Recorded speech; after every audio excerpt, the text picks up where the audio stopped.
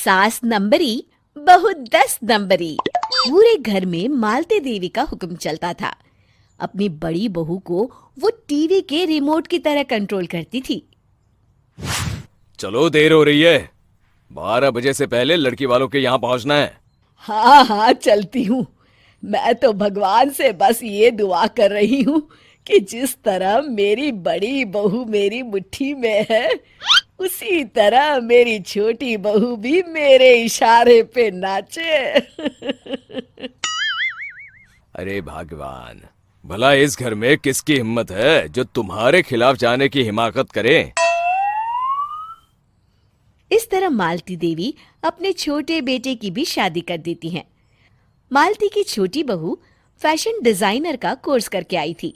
उसका सपना था कि शादी के बाद वो अपना खुद का बुटीक खोले। एक दिन, क्या बात है छोटी, तू तो एक से बढ़कर एक डिजाइन बना लेती है। इसमें कौन सी बड़ी बात है दीदी? आप चाहे तो मैं आपको भी सिखा सकती हूँ। हाँ, फिर हम दोनों मिलकर एक बुटीक खोल लेंगे। लेकिन दीदी, उसके लिए तो बहुत पैसे लगेंगे। हाँ तो क्या हुआ, पैसे माँ जी से ले लेंगे। हाँ हाँ, मेरे पास तो पैसों का पेड़ है ना, तोड़ के तुम दोनों को दे दूंगी। मेरी एक बात अच्छी तरह समझ लो, मैं तुम दोनों को एक ढेला भी नहीं देने वाली। बड़ी आई बुटीक खोलने वाली। ये आप क्या कह रही हैं माँ जी? आप हमारी मदद नहीं करेंगी तो कौन करेगा?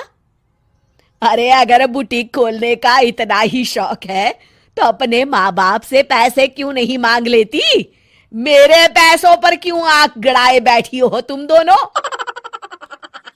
इस तरह अपने इरादे स्पष्ट करके मालती देवी वहां से चली जाती है।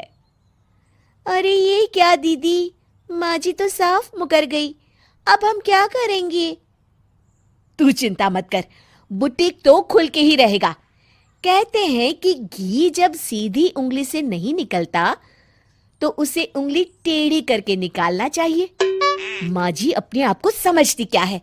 पूरी सोसाइटी जानती है कि माँ जी ने अपनी सास को घर से निकालकर उनकी दौलत पर कब्जा कर लिया है। हाँ दीदी, अब तो जैसे को तैसा करना पड़ेगा।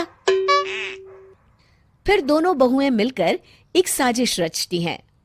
एक दिन, अरे नालायक, जरा ठीक तरह से पैर दबा, बिल्कुल मजा नहीं आ रहा।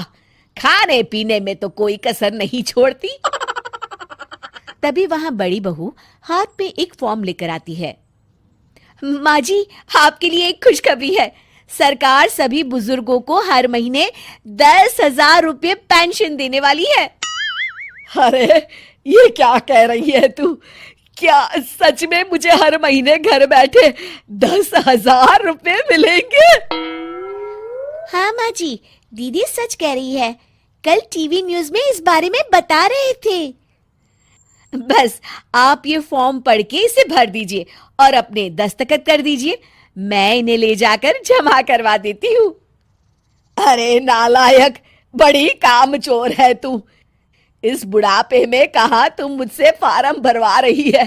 खुद ही भर ले, मैं दस्तखत कर देती हूँ। ठीक है माँ जी।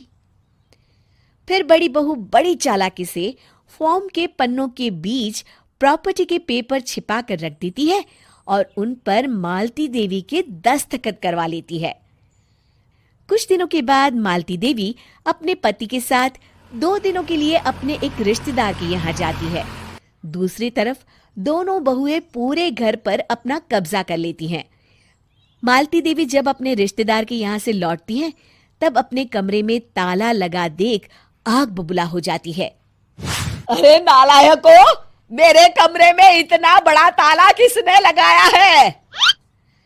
माँ जी, ये कमरा तो मैंने अपने बेटे रोहन को दे दिया है और आज से आप बाहर कोने में जो छोटा कमरा बना है ना, वहां रहेंगी। अच्छा, मैं उस सड़ेले कमरे में रहूंगी है? तेरी ये कहने की हिम्मत भी कैसे हुई? और मेरी इजाजत के बिना मेरा कमरा देने वाली तू होती कौन है? लगता है तू भूल गई, इस घर की मालकिन मैं हूं। तभी वहां छोटी बहू आती है। अरे माँ जी, आप इस घर की मालकिन नहीं है। अब इस घर की नई मालकिन हम दोनों बहुएं हैं। ये देखिए, इन प्रॉपर्टी के पेपर पर आप ही के दस्तखत है। अरे भाग्यवान, ये तुमने क्या कर दिया? दस्तखत करने से पहले एक बार ठीक से पढ़ तो लेती। अरे लेकिन मेरी बहुएं मेरे साथ ऐसा कैसे कर सकती है? अरे तो इसमें कौन सी अचरज की बात है? तुमने भी तो अपनी सास को घर से बाहर निकाल दिया था। टूटा फूटा ही सही, शुक्र करो कि इन दोनों ने कम से कम हमें रहने के लिए कमरा तो दिया। तुमने तो अपनी सास को वो भी नहीं दिया था। आज समझ में आया, जैसी करनी वैसी भरनी। चलो अपना सामान उठाओ और चलते हैं। सास नहीं माँ। हर समय सास और बहू का रिश्ता खराब नहीं होता।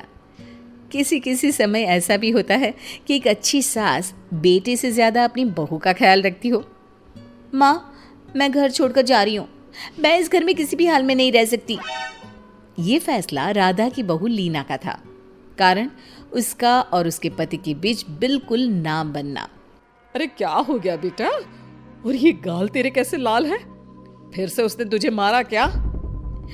वो अब नई बात नहीं है माँ, लेकिन आज तो उन्होंने साफ साफ बोल दिया कि वो मेरे साथ नहीं रहना चाहते। अच्छा, क्यों भाई? क्यों नहीं रहना चाहता? जरा बुला तो उसे। तभी वहां प्रशांत आता है। हाँ, क्या है माँ? क्या बात हो रही है? क्या बोल रही हो? मैंने कहा ना एक बार कि मैं इसके साथ नहीं रह सकता, बस। अरे ना रह, किसने कहा? निकल जा घर से।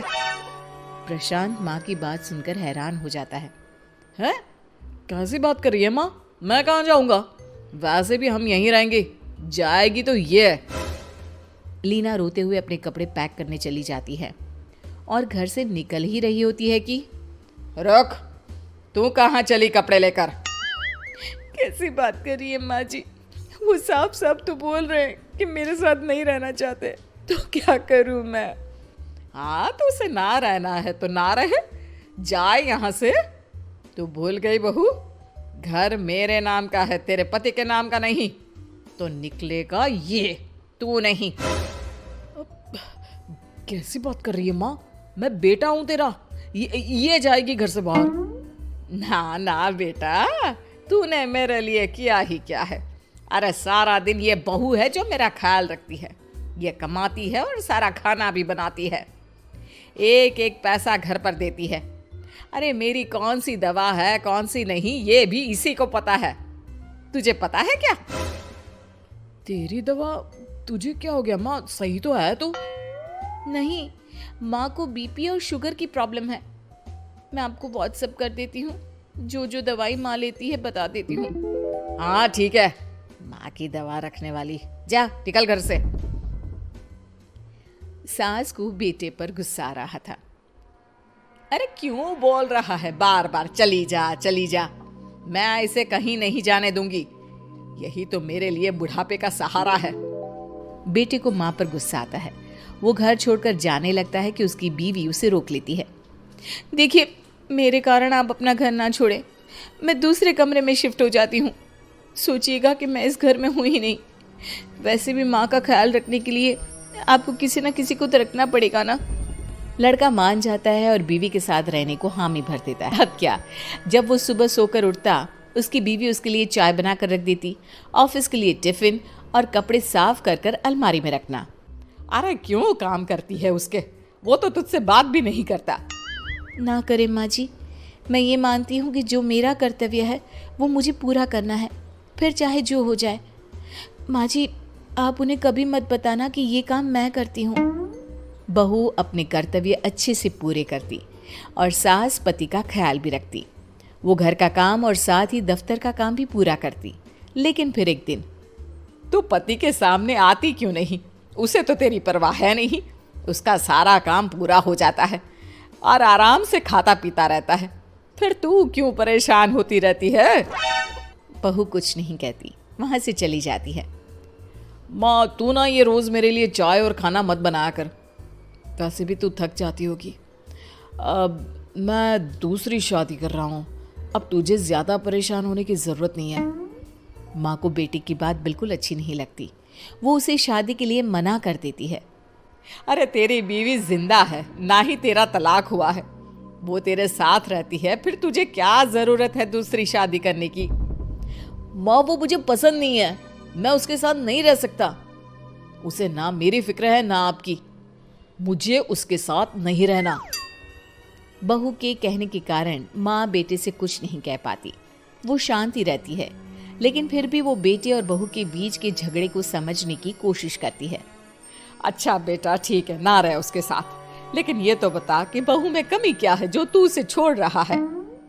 देख माँ, इतने दिन से वो मेरे साथ नहीं है, लेकिन मुझे उसकी कोई कमी फील नहीं हो रही। दूसरी बात, मुझे उसकी शक्ल देखना भी पसंद नहीं है। देखा है कैसे रहती है वो। अब सास को माजरा समझ में आ जाता है कि जरूर बेटे को दूसरी लड़कियां पसंद आ रही होंगी, तभी वो ऐसा कर रहा है। बेटे के जाने के बाद वो बहू को बुलाती है। बहू जो काम करके अभी किचन से निकली होती है, उसके सारे बाल बिखरे होते हैं। पास से मसाले की बू आ रही होती है और उसकी शक्ल से चमक भी चली गई होती है। कपड़े भी अस्त व्यस्त। बेटा तू खुद का ख्याल क्यों नहीं रखती है? माँ जी वक्त ही नहीं मिलता, फिर आजकल तो ऑफिस घर से ही चल रहा है, तो क्या ख्याल रखना? ऐसा नहीं है बेटा, ऑफिस घर से चल रहा है तो खुद का ख्याल ना रखा जाए। अरे देख, दूसरी लड़कियों को कितनी स्मार्ट होकर रहती है। पर माँ जी अब क्या जरूरत है, घर चल रहा है ना ठीक से, और क्या चाहिए? वैसे तो देखा जाए तो कोई जरूरत नहीं, लेकिन खुद के लिए जरूरत है। अरे खुद को 1 घंटा देना जरूरी है, क्योंकि निरोगी शरीर के लिए खुद का ध्यान रखना कोई फैशन नहीं है, जरूरत है। बहू को समझ में नहीं आता कि सास क्यों उसे ये सब समझा रही है, लेकिन बहू के काम के बीच में उसे उसके लिए कैसे समय निकलवाना है ये समझाने के लिए सास उसे अपने साथ ले जाती है। बहू, आज से हम दोनों योगा करेंगे, जिम जाएंगे, और हाँ, हेल्दी डाइट भी फॉलो करेंगे, साथ ही पार्लर भी चलेंगे। सास बहू दोनों मिलकर खुद को वक्त देना शुरू कर देती हैं। और फिर कुछ ही महीनों में, क्या बात है बहू, तू तो पहचान में ही नहीं आ रही है, कैसे? सब आपकी मेहरबानी है माँ जी, सच्ची मैंने खुद को बहुत इग्नोर कर दिया था, लेकिन अब लग रहा है कि मैं गलत थी माँ जी। सास और बहू बात कर ही रहे होते हैं कि सामने से पति आ जाता है।